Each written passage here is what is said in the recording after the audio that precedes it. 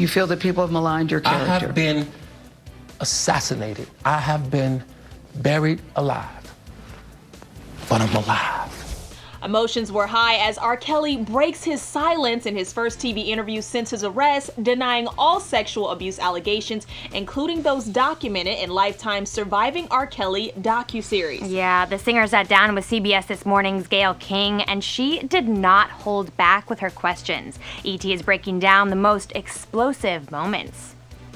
Have you done anything that you regret? Have you done anything wrong? Lots of things wrong when it comes to women that I apologize, but I apologize in those relationships. At the time I was in the relationships. Have you broken any laws when it comes to women? Absolutely not. Gayle admits she found that hard to believe. Kelly was charged with 10 counts of aggravated sexual abuse, and 3 of the alleged victims were underage. Yeah, and of course, one of the most explosive moments in this interview, though, was his breakdown midway through. This is not me, y'all. I'm fighting for my life. Y'all killing me with this. I gave y'all 30 years of my career. Robert. 30 years of my career. Y'all trying to kill me. You're killing me, man. This is not about music. I'm trying to have a relationship with my kids, and I can't do it. Now, ET exclusively talked to Gayle King this morning. She had this to say about some of those intense moments. You know, it's a type of emotion that was so intense that at one point the producer suggested, should we stop the interview? And he was very adamant, no, I don't want the interview to stop. His person came and tried to hand him Kleenex. No, I don't want Kleenex. His person came and said, settle down, Robert, leave me alone. Where's the camera? I want people to hear me. So he was very much aware of what he was doing. But I also thought that on some level, we were watching someone who was really needed help right away.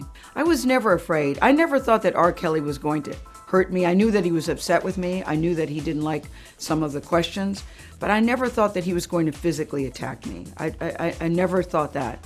I was only concerned because he was so amped up and very angry that he might accidentally hit me. So I did worry about that. We will have more from Gayle later in this video, so stay tuned. But back to the allegations facing Kelly. The singer's ex-wife, Andrea Kelly, spoke out in the 6-part docuseries and opened up about his estranged relationship with their kids. It's because of you, Robert, that my children were told they can't sit at the lunch table because your daddy rapes little girls. You can deny all you want to, and for that, you can go to hell. You're saying everything they said in that documentary about you is not true. They are lying on me. Why would these women say the same thing about you?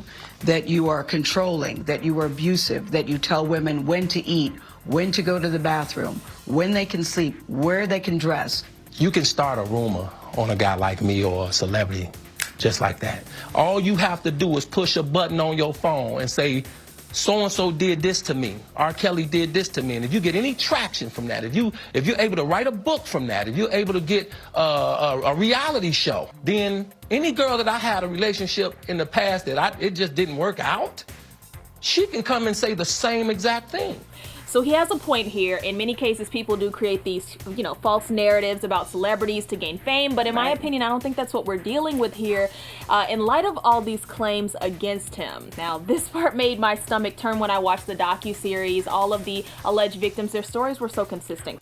I will say this, though. R. Kelly did clarify why he's speaking out. It's not to save his career, but to fight for his rights and his relationship with his kids. I want a relationship with my kids because I've missed a lot of years of their life. They love me.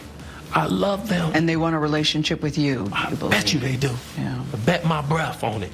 You have daughters. If your daughters called you and said that somebody is doing to them what the allegations are about you, would you be okay with that? Let me tell you something. I'd be up in that mother everything up. I had to bleep myself, but I would be if your daughters came to you and said, look, this guy is doing to me what the allegations are against you. Then I would have to arrest myself after I did what I had to do. Now, that reaction is the reaction any father should have. They should be passionate about their own daughter's safety. But what doesn't sit well is there's so many claims of him being in the public eye with underage girls, including Aaliyah. I mean, we saw that firsthand. You know, after these years of accusations, wouldn't R. Kelly share his side of the story with his kids? I mean, they're still estranged. Yeah, and obviously that's their private life, so we're not involved in that, but I would have loved to see him go a little bit deeper in the interview on that part of things. Right. And the docuseries, of course, did paint a picture that he's untouchable, that he keeps getting acquitted through and through again, and that he's always maintained his innocence. And to be fair, I do appreciate him saying he does not feel invincible, that he is human. It could be to save face, but he still did say that. Exactly. You have never held anybody against their will. I don't need to. Why would I? Well, How stupid would it be for R. Kelly, with all I've been through in my way, way past, to hold somebody, let alone 4, 5, 6, 50, you said. How stupid would I be to do that? I didn't say you were holding. That's stupid, guys. I didn't. Is this camera on me? Yes, it's on. That's stupid. Use your common sense. So let's talk about R. Kelly's behavior here, the shouting. He's really emotional, and Gayle seemed to really hold her own as a journalist as he's raising his voice. I mean, it had to be an emotional moment for everyone in the room. And actually, she told E.T. beforehand that she went to go visit his apartment and sort of say hellos before the interview started, because she wanted not the sit down to be the first moment where they had any sort of interaction. Yeah. I will say one thing I appreciated in addition to her candor is that he said he was willing to go to therapy to get some help. Yes. What he thinks he needs to go to therapy for is to be determined. Exactly. But Gayle also appreciated that he said that. He's very broken in many ways, but he's also very strong. I walked away thinking that, you know, he was given the opportunity to tell his side of the story, and I also walked away thinking, I really hope that he reflects on what he said he's going to reflect on, and that maybe he will get some help. So there's still a lot to dig into, you guys. E.T. has learned R. Kelly is expected in court today. He has to make a 6-figure child support payment, or else he risks going back to jail. Yeah, so we will keep you updated with all the latest as part 2 of this interview unfolds. Until next time, I'm Katie Krause. And I'm Courtney Tezano.